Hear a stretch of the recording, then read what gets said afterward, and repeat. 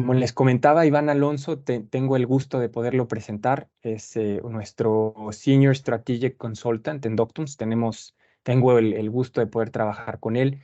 Iván es un experimentado ejecutivo en tecnología y operaciones globales que se enfoca en transformación de negocios eh, dentro de muchas otras cosas, ¿no? Con esto no quiero quitar más tiempo de esta valiosísima charla. Nuevamente, mil gracias a todos por su tiempo y su atención. Y con esto, Iván, te cedo el micrófono. Gracias, Alfonso. Bueno, pues buenas tardes a todos. Gracias por acompañarnos con esta charla y como bien dice Alfonso, la idea es que platiquemos y que tengamos interacción para hablarles de lo que es nuestra posición respecto a la situación de la industria de educación superior y lo que ustedes piensan y para eso ir formando mejores conclusiones. Entonces vamos a empezar. Aquí está el índice rápido para que lo vean y bueno, vamos a empezar. Primero que nada, lo que quiero transmitirles es la gran importancia que tenemos como industria en este mundo. Así como la educación es el habilitador más grande de la humanidad, yo estoy convencido que la tecnología es el habilitador más grande de la educación. Necesitamos tener esa conciencia de que somos el mayor habilitador como práctica de tecnología y que tenemos la responsabilidad de acelerar en el avance de la adopción de la tecnología. Nos hemos ido quedando atrás. Y eso es algo que tenemos que aceptar y a partir de eso hagamos algo para poder arrancar y acelerar más rápido y empezar a alcanzar a las otras industrias. Desafortunadamente, en la mayoría de los rankings, la industria de educación sale dentro de las más bajas. Y creo que ya es momento de quitarnos ese estigma y empezar a acelerar y hacer que podamos realmente maximizar la utilización de la tecnología.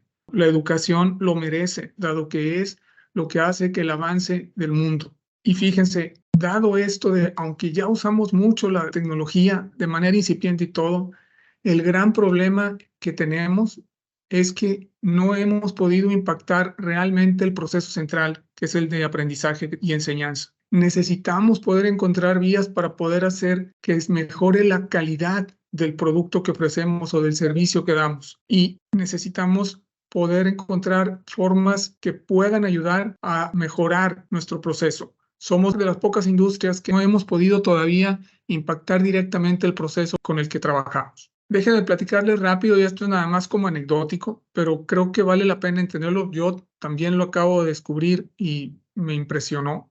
La educación empezó hace más de 5,000 años.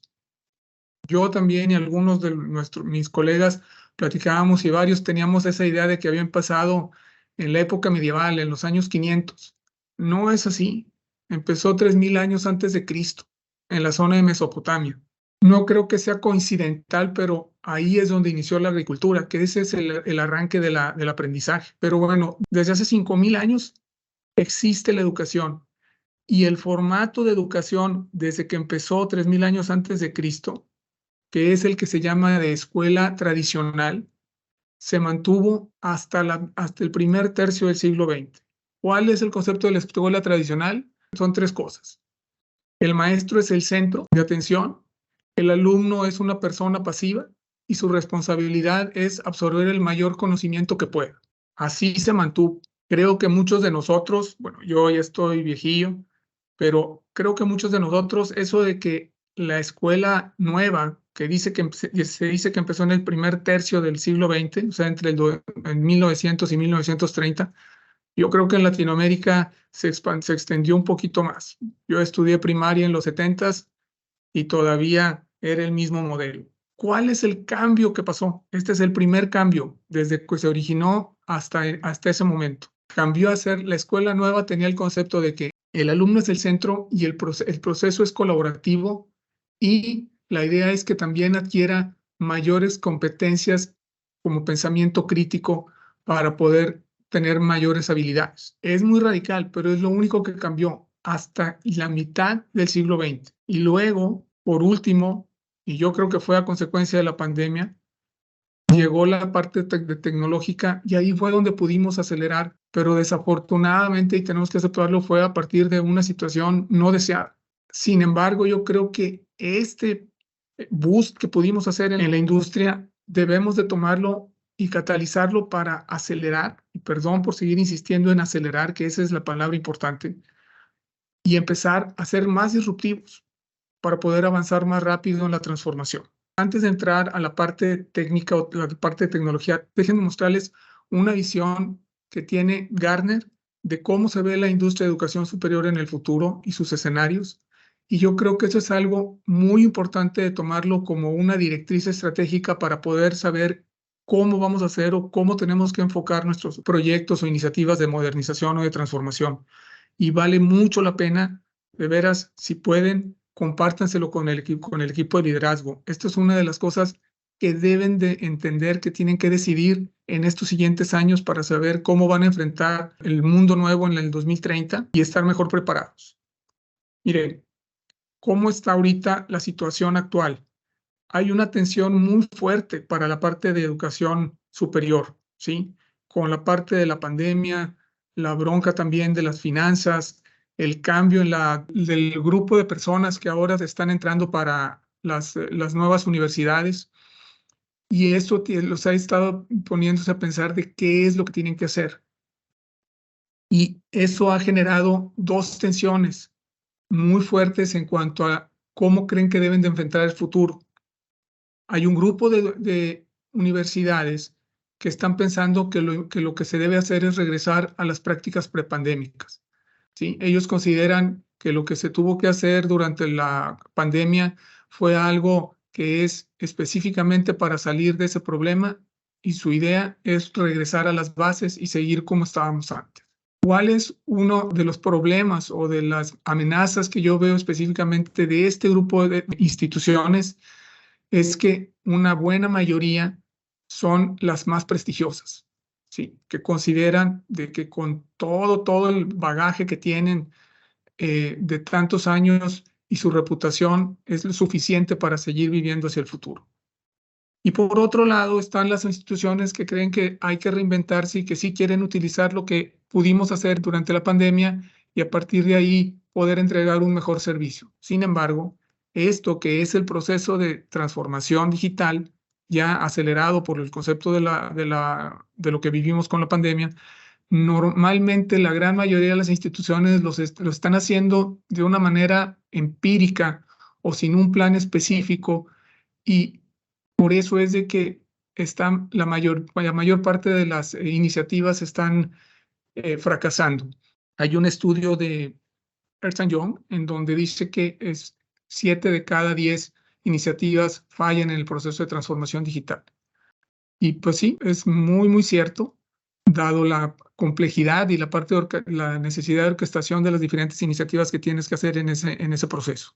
Ahora, Gartner ve cómo va a ser el posible escenario de la industria de educación superior en el 2030. Lo hizo basado en un proceso de planeación de escenarios. En ese proceso lo que haces es ver cuáles son las fuerzas rectoras que van a definir el futuro. Ellos piensan que las dos fuerzas rectoras para la industria de educación que van a definir el futuro son el tipo de credenciales, lo de qué tan formal o informal va a ser la educación, si va a ser basado en el concepto de las universidades con grados multianuales y con estudios muy específicos de una carrera. Y la otra es el estudio informal. Eso es lo que hemos estado viendo con las compañías que hacen los cursos pequeños o para competencias y lo hacen y se llama la industria de Shadow Education. Esa industria ya ahorita está siendo todavía más grande que la industria de educación superior. Y la otra fuerza rectora, y esta es la más disruptiva, es qué tan rápido va a ser adoptada la utilización de la inteligencia artificial en el trabajo. Y están pensando si puede ser sostenida. Eso quiere decir que los humanos tendremos la oportunidad y el tiempo para poder prepararnos y estar listos para el siguiente trabajo, dado que el anterior ya fue relevado por una máquina, pero habrá nuevos trabajos en donde todavía las máquinas no podrán estar. O, pues la más negativa es que sea disruptiva, ¿no? Que todas las empresas hagan una transformación masiva de máquinas y de inteligencia artificial y pues eso sea una pérdida masiva del trabajo. Con esas dos fuerzas rectoras y las dos opciones que ven en cada uno de los ejes, aparecen estos cuatro escenarios. El escenario se llama el Classic U o la universidad clásica, que es como conocemos hoy las universidades, ¿sí? Instituciones prestigiosas, con grados multianuales, con conocimiento específico en un área, y normal como lo hemos visto. Nada más que aquí es donde empiezan las amenazas para los que estamos en la industria de educación superior. Gartner cree que la mayor parte de los servicios o de estas instituciones va a ser dado por la industria de Shadow Education, ya no por la educación superior, por la industria de educación superior. Ellos creen que quien va a tomar el control de esto va a ser las compañías de Shadow Education. El otro escenario es el Scholar U o la universidad para eruditos. Se refiere a que como ya no va a haber trabajo, ¿sí? La educación va a seguir siendo formal, pero prácticamente ya no va a haber trabajo. Todo lo van a estar haciendo las máquinas. Se va a necesitar el poder enfocarse en las personas con la mayor inteligencia que tengan, puesto que ellos tendrán que ser los que deben crear el nuevo conocimiento para que la humanidad siga avanzando. Entonces va a ser enfocado 100% en ese tipo de personas. Prácticamente la industria va a estar trabajando para ellos. Un ejemplo específico que ponen es la gente de IT va a ser gente que esté al servicio de estas personas, de los eruditos, para crear el conocimiento. Entonces, también igual aquí, al ser tan pequeña la masa y tan especializada, va a haber muy pocas instituciones, muy pocas, que igual y pueden seguir siendo las instituciones súper prestigiosas, pero se va a reducir mucho la industria. Esa es otra amenaza también para la industria de educación superior. La tercera es cuando ya la forma de aprendizaje es informal, o sea, basado en competencias, y el trabajo, pues ya el trabajo está copado por la inteligencia artificial, y esto realmente ya estamos empezando a vivirlo y no tiene que ver con lo del trabajo digital. Este es el concepto del gig economy. A ver, y yo sí quisiera que conversáramos. ¿Alguien quisiera poder comentarnos qué es el concepto del gig economy? Si alguien lo sabe, para poderlo compartir con la audiencia. Carlos Márquez es quien tiene levantada la mano. Carlos, por favor, coméntanos lo que quieres decir. Sí, lo que entiendo de gig economy es que es una economía paralela en donde las personas desde sus casas realizan trabajos que pueden hacer sin la necesidad de pertenecer formalmente a una compañía. Entonces, por ejemplo, la gente que trabaja horas para Uber es gig economy, la gente que da sus horas para un call center es gig economy. Entonces se busca prestar servicios en un tiempo con una flexibilidad sin la necesidad de una contratación formal típica. Así es, perfectísimo, así es. Es el trabajo basado en las competencias que puedas tener y en un nivel más superior o más profesional les llaman ellos los retos, ¿no? Un siguiente reto y lo toman y sin tener que estar contratándose como un empleado permanente en una industria de diferentes industrias, ¿no? Por eso le ayuda mucho lo de la educación informal basada en competencias. Pero sí, ese es el gig economy. Sí, nada más que ya viéndolo en el escenario del 2030, pues es de que cada persona así va a tener que estar, ¿no? No va a haber trabajo y va a tener que estar buscando el trabajo para cualquier cosa. No necesariamente habrá empresas, sino serán trabajos o tareas que pueda hacer de manera diferente. Por lo tanto, va a tener que estarse capacitando continuamente para conseguir mejores competencias. Y bueno, pues este tipo de estudio está prácticamente copado por el Shadow Education y no creo que lo vayan a soltar. Y la última, esta es la que yo creo, si no pasa eso de que sea disruptivo, yo creo que es una de las más posibles, es la universidad para los trabajos. Al ser ya la educación más basada en competencias que necesitas para los trabajos, las empresas van a empezar a tener mucho más injerencia en los planes de estudio y se dice que van a terminar transformando, en vez de que sean carreras, son los mecanismos para poder obtener ya al alumno con las competencias y teorías necesarias para poder realizar su trabajo y que directamente entre a la empresa. Entonces, igual, con esto, lo que cree Gartner es que prácticamente las empresas van a ser los que tomen el control de la industria de educación superior y lo hagan sus universidades corporativas. Entonces, el mensaje aquí es de que es un cambio muy grande lo que vamos a tener de aquí a 6 años y que necesitamos ver realmente cómo vamos a poder jugar ahí y cuál es lo que debemos de hacer para transformarnos como industria. Entonces, viendo ya esto, ¿sí? Les pregunto, ¿cómo creen que tenemos que enfrentar el futuro? Y sobre todo, ¿cuál es la responsabilidad que tenemos como el equipo de tecnología para ayudar a la industria de educación superior a salir adelante y seguir siendo relevante?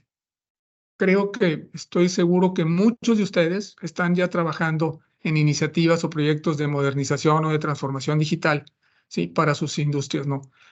Y algo que ya hay que aceptar es de que la transformación digital ya no es un asset para diferenciarse. Ahorita la transformación digital es lo que cualquier compañía en cualquier industria en este planeta necesita para seguir siendo relevante y seguir compitiendo. Si no entendemos eso, si creemos que no hay que hacer nada y quedarnos sentados pensando en que somos muy buenos, tenemos mucho prestigio y no necesitamos nada, no la vamos a hacer. No la vamos a hacer. Ya está existiendo casos de instituciones bien reconocidas en sus países y por dejar de avanzar o no haber hecho cosas en la parte prepandémica, perdieron muy fuerte la matrícula. Nuestra responsabilidad, nada más para dejarlo claro, nuestra responsabilidad como tecnología es alinear las capacidades de tecnología a las necesidades del negocio. Tenemos que pensar en cómo resolver los problemas del negocio a través de las herramientas y plataformas que conocemos y saber cómo utilizarlas para que resuelvan esos problemas y mejoren a la compañía. Eso es lo que nosotros hacemos y ayudamos a hacer a las empresas. Y de veras, con la experiencia que tengo, funciona muy bien. No nos quedemos siendo nada más a las personas que traemos los gadgets a la compañía sin luego tener nada que hacer con ellos. Una de las herramientas que tenemos para nuestra práctica de consultoría, y lo estamos haciendo con diferentes organizaciones en este momento, es ofrecerles este framework de la arquitectura digital y también el framework de arquitectura empresarial. Pero déjenme enfocarme en el framework de la arquitectura digital. Este es un modelo de bloques en donde podemos poner los subecosistemas que tiene una arquitectura ya digital y cuáles son las responsabilidades de cada uno de esos bloques y cómo interactúan. Si se fijan, la parte de abajo le llamamos las plataformas o cimientos, que son desde cómputo central, que ya normalmente lo conocemos ya ahora con muchos como cloud, toda la parte de ciberseguridad y como algo más tangible, como software, pero no software funcional, sino software de colaborativo, toda la parte de ofimática y colaboración. Luego, aquí en medio están las aplicaciones core o los ERPs, así en algunos países lo conocemos, donde están las funciones importantes del negocio. Si se fijan, normalmente son las áreas que cualquier industria tiene, ¿no? La parte comercial, donde mayormente usamos el CRM, la parte en donde está el proceso core, en el caso nuestro es el de enseñanza y aprendizaje, la parte de gestión de operaciones, que es el SIS en el caso nuestro, y el ERP para todo lo que es back office, finanzas, recursos humanos, legal, cadena de suministro, etc. Y aquí la importancia es de que las funciones que necesitan esas áreas, funciones, ya están desarrolladas. Estas compañías tienen mucho tiempo y mucha experiencia para tener la mejor eficiencia en el uso de este tipo de funciones. Y lo que tenemos que hacer es dejarlos que estén aquí haciendo esa función y dejar de customizarlos tanto. Para dejar de customizarlos, la idea es esta parte de acá arriba, el framework digital. Toda la capa de servicios tiene que estar en esta parte. Y ya hay herramientas y metodologías para poder tener control sobre este framework y ser más ágiles en la entrega de estos servicios. Otra cosa que también se está haciendo muy importante es la parte de integración. Como muchos de ustedes deben de saber, ya toda la parte de arriba se ha atomizado de miles de mini aplicaciones súper específicas en tareas o en servicios que tenemos muchos en la parte de educación. Y por lo tanto, la orquestación ahora es muchísimo más importante porque tenemos que estar haciendo la conexión de todos los bloques para que puedan trabajar y entregar los servicios que se deben de hacer. Y por último, están los otros 3 habilitadores fuertes, que es la analítica avanzada, la inteligencia artificial y bueno, en el caso de nosotros también la de espacios virtuales para la parte de aprendizaje. Entonces, estos son los ecosistemas, así es como funciona y de veras ayuda mucho a tener claridad de dónde van las cosas, cómo debemos de utilizarlas y cómo deben de correlacionarse entre todos para poder entregar y hacer los casos de uso que son el resultado que entregamos para las soluciones de la transformación digital y mejora del negocio. Este es cómo vemos nosotros un escenario actual en cuanto a este ecosistema en Latinoamérica, ¿sí? Aquí está cómo lo vemos, desde los que están avanzados, ¿sí? Hasta los que están con un retraso notable. Y estas son cómo es que pensamos que está la situación, ¿no?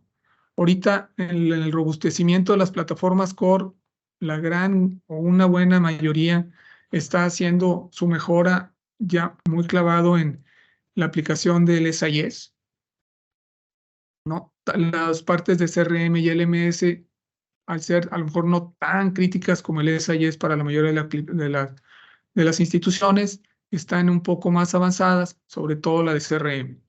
Por otro lado, con este cambio de los sistemas SIS, se han ido identificando toda esa sobrecustomización que ha estado empezando a pasar al framework digital y eso ha hecho que se acelere fuertemente todo lo de la digitalización de servicios. Y eso es muy bueno porque ya nos estábamos quedando atrás. La adopción de cloud es bastante robusta, ¿sí? Muchos ya tienen sus servicios de plataformas as a service o incluso servicios de software as a service y está siendo ya algo normal de utilizarse. En la orquestación, aunque sí tenemos el concepto de las APIs y los buses de datos, yo les digo que eso ya no va a ser suficiente para la atomización tan grande que está pasando aquí arriba. Y ya hay nuevas plataformas de orquestación con cierta inteligencia, ¿sí? O con mayores capacidades para poder hacer conectores nativos más rápido y tener librerías que puedan ser reutilizadas rápidamente.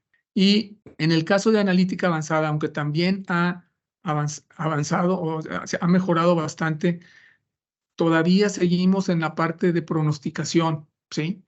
No hemos podido saltar a lo que es lo más importante ya ahorita, que es hacer proposición, ¿sí? Ayudar a las operaciones en tiempo real a mejorar su servicio a través de insights en tiempo real gestados por este mecanismo de proposición. Y bueno, lo más desafortunado que veo es que tanto la capa de espacios virtuales como la de inteligencia artificial es muy poca, muy poca. Y ahí es donde en esas tecnologías tenemos una gran oportunidad para poder impactar a nuestro proceso core. Así que esta es una de las cosas más preocupantes que hay, de que no hemos tocado 2 de las 3 o 4 tecnologías que necesitamos para mejorar nuestro proceso core.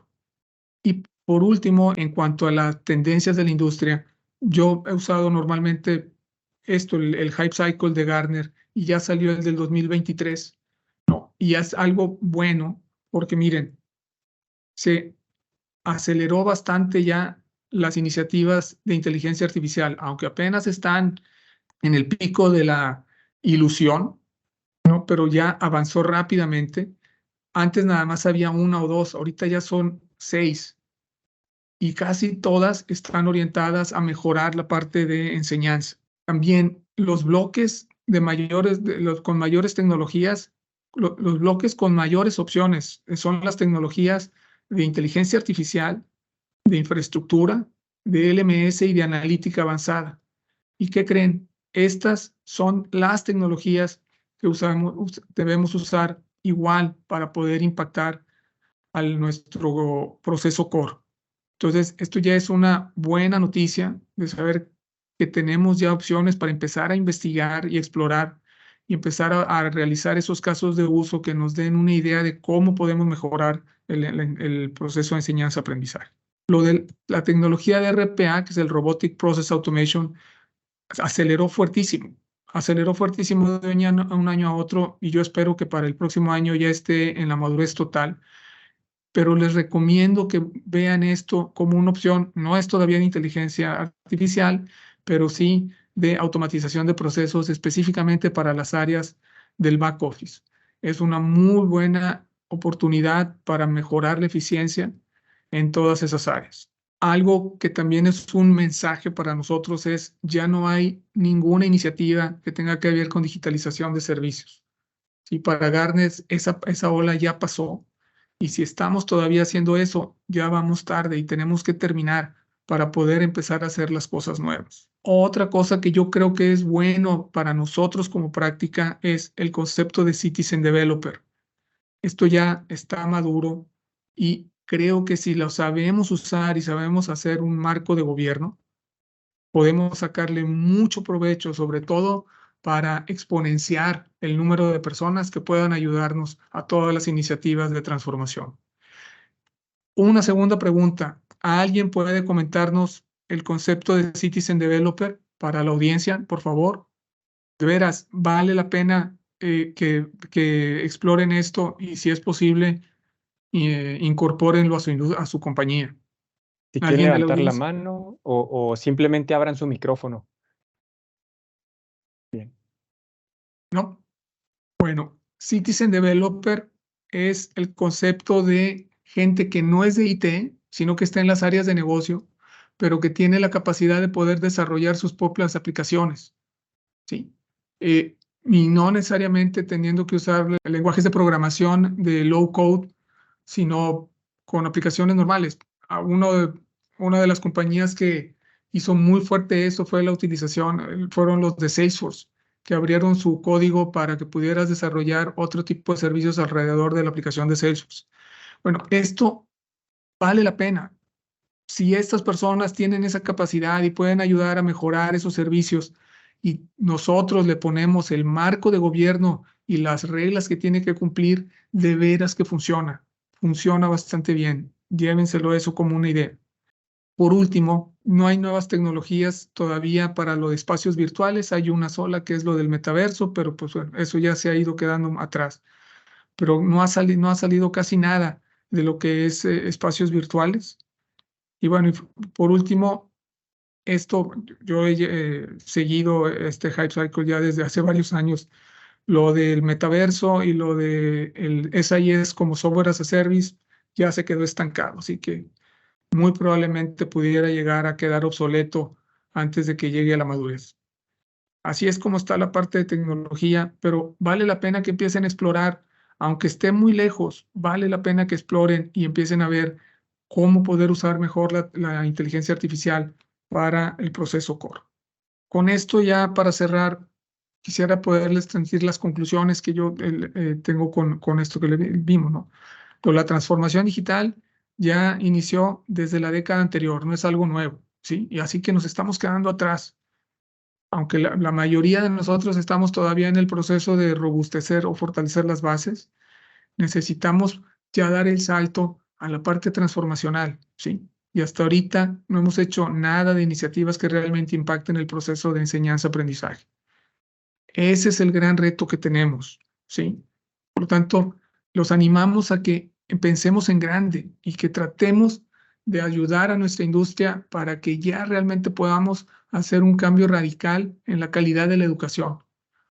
Yo les propongo que acuñemos esta frase: facilitemos la enseñanza para mejorar el aprendizaje. Eso es lo que nosotros podemos hacer.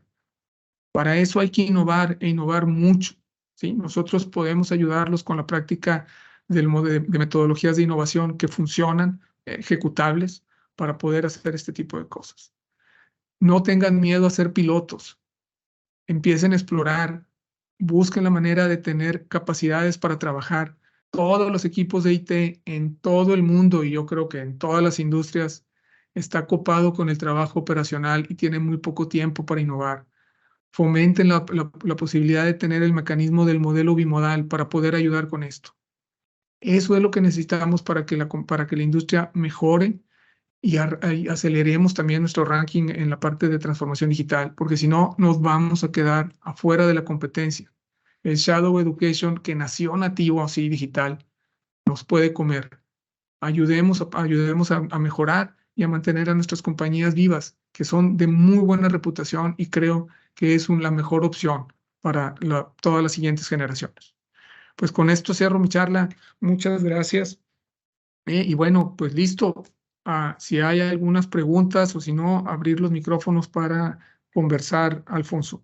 Muchas gracias, Iván. Si puedes avanzar un slide más, me gustaría que aparezca ahí también tu correo electrónico, Claro, perdón. ¿no? Independientemente, esta presentación, como les comentaba al inicio, se las voy a hacer llegar con mucho gusto, al igual que el link de la grabación. Pues nos encantaría ahorita poderlos escuchar. Nos quedan 16 minutos para la hora. No sé, quien quiera participar, simplemente ya sea levante la mano o abra su micrófono y comente algo que les haya gustado de la plática, algo de lo que no hayan estado totalmente de acuerdo, la experiencia en sus instituciones. Nos encantaría poder escucharlos. A mí en lo particular, Iván, también comentar la parte de, pues todo esto también tiene que ver con llevar a cabo una transformación cultural, ¿no? Dentro de la misma institución, quizás no verlo completamente como digital, sino entender también que es necesario el involucramiento de las áreas de negocio, ¿no? de la institución, obviamente para lograr hacer que el proyecto sea más exitoso. Pero los invito a que participen, abran sus micrófonos. Sí, adelante, Carlos. Sí, buenas tardes. Solamente para preguntar si a nivel regional o a nivel mundial existe alguna iniciativa para trabajar en este asunto. Usted nos comenta que nos estamos atrasando y que entonces hay que trabajar pues en la renovación de nuestra operación en las instituciones de educación superior. Eso es a lo que yo me refiero. Sí, no, que yo sepa, no sé si hay alguna iniciativa formal, ya sea de gobierno o de las asociaciones de educación superior. No sé, no tengo idea, Carlos. Ok, gracias. Iván, tenemos una pregunta en el chat. Si gustas, te la leo. Dice: desde tu punto de vista y experiencia en los proyectos que has implementado en tantas instituciones, ¿cuál debe ser la máxima prioridad hoy en día para un equipo de tecnología en la universidad? Y después Beatriz también tiene la mano levantada. Yo te diría que lo más importante ahorita en este momento es, primero, cerrar con el negocio cuál es el nuevo modelo o si va a haber algún cambio en el modelo de negocio de la institución para poder alinear las iniciativas tecnológicas con ese nuevo modelo. Porque si no, te puedes aventar a hacer un proceso de transformación digital y cuando terminas resulta que el modelo ya no es con el que lo diseñaste. Y la segunda es: empecemos a tocar el proceso de enseñanza-aprendizaje. Si hay trabajos también, pues yo sé que hay que robustecer las bases, yo sé que hay que poner las plataformas más vigentes, terminar la digitalización de servicios, pero eso ya no es transformarse, eso ya es parte de robustecer las bases. Por eso yo te recomendaría que veas la posibilidad de tener esos dos equipos, el equipo de transformación y el equipo de operación de IT.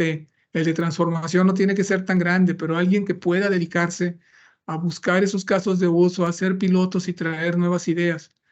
Porque si no, nunca vas a salir de estar trabajando siempre en robustecer las bases, así como ya pasó con lo de la digitalización de servicios. Todo el mundo piensa que está haciendo transformación digital y no, eso ya es robustecer las bases. Eso ya lo tiene casi la mayoría de todo el mundo. Entonces, eso es lo que yo te recomendaría que hicieras. Bien, y Beatriz tiene levantada la mano. Dígame, Beatriz. Una consulta. Ha recomendado que tratemos de implementar el modelo bimodal. ¿Podría profundizarnos un poco en ese tema? Sí, claro. El modelo bimodal es el tener dos equipos y no necesariamente nada más para IT, sino en el negocio. Tener el equipo que opera y da el resultado de hoy, que ese es el equipo de operación y le llaman el modo 1.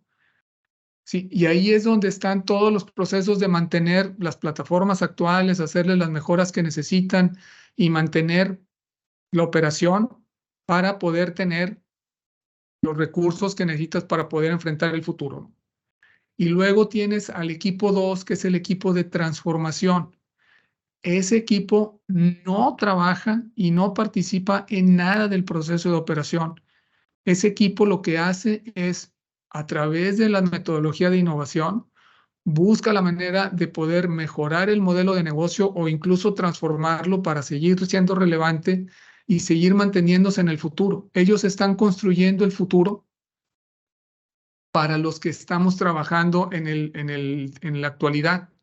Y los de la actualidad están trabajando ahorita para que los que están haciendo el futuro tengan manera de poder sostenerse y seguir creando el futuro. Entonces, es tener esos dos equipos, un equipo de innovación para hacer la transformación y el equipo de operaciones.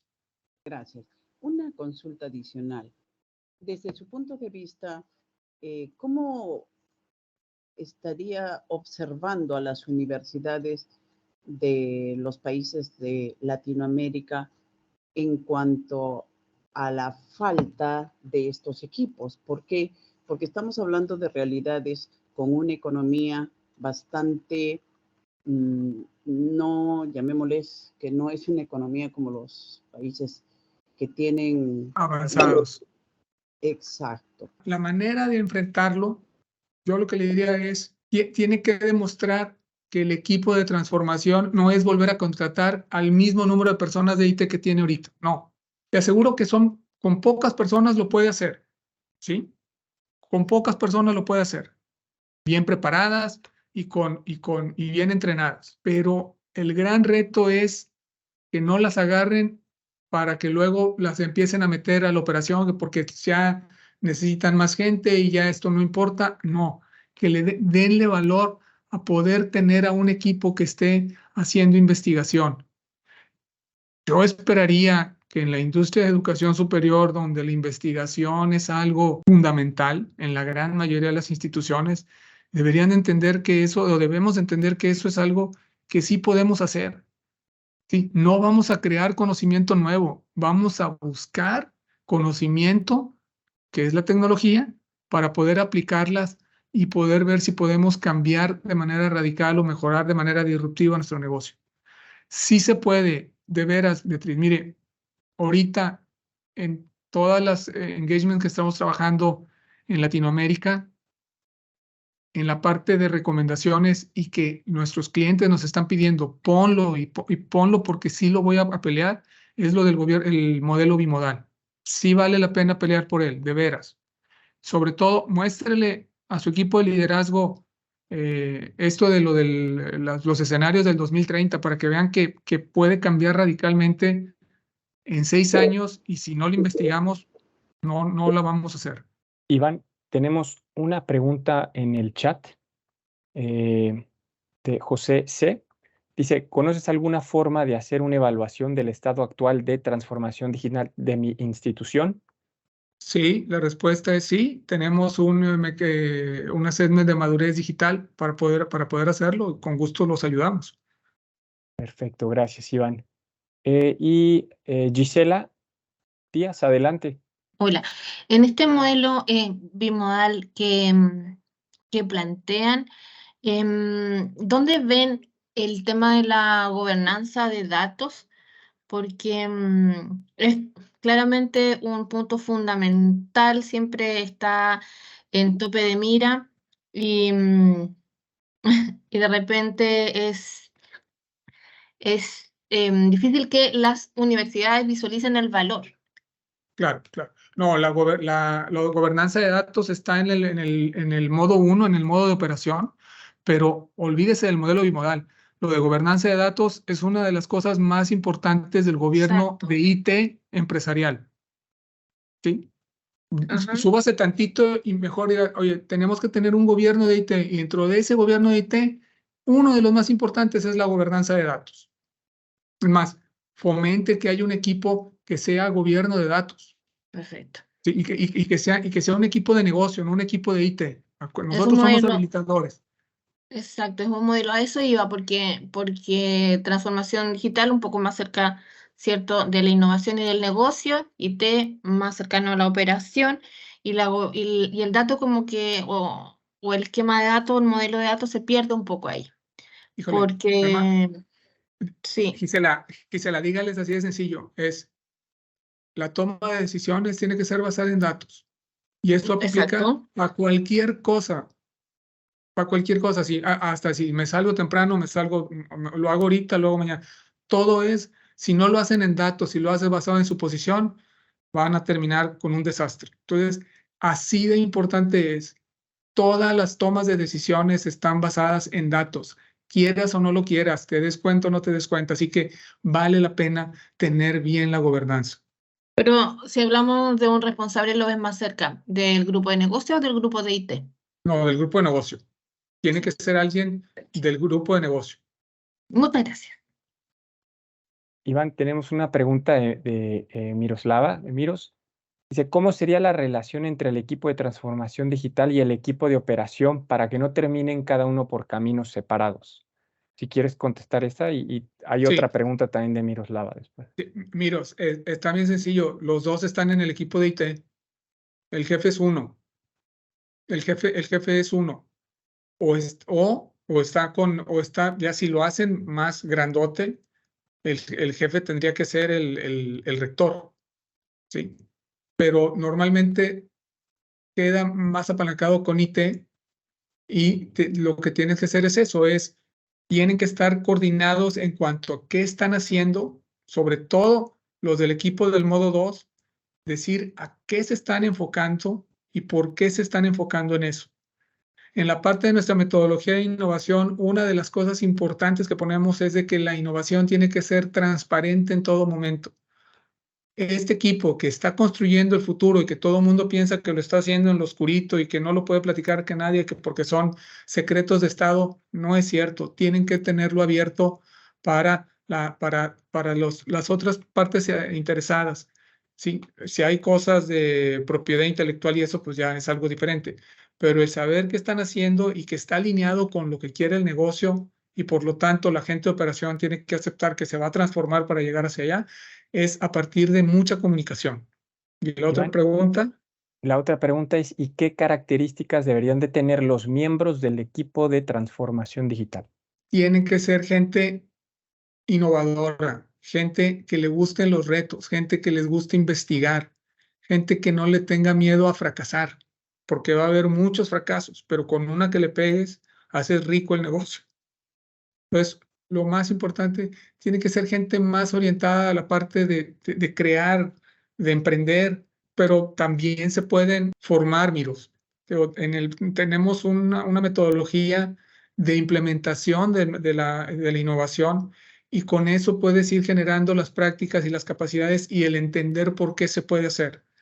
No es que sean gente que nada más va a estar pensando y ellos solitos lo van a hacer, no. Se arma toda una organización alrededor pequeña, pero con esas competencias que ayudan a las personas que van a traer las ideas a llevarlas. A ver, déjenme regresar. Este equipo de transformación no es a los que se les va a estar ocurriendo las ideas.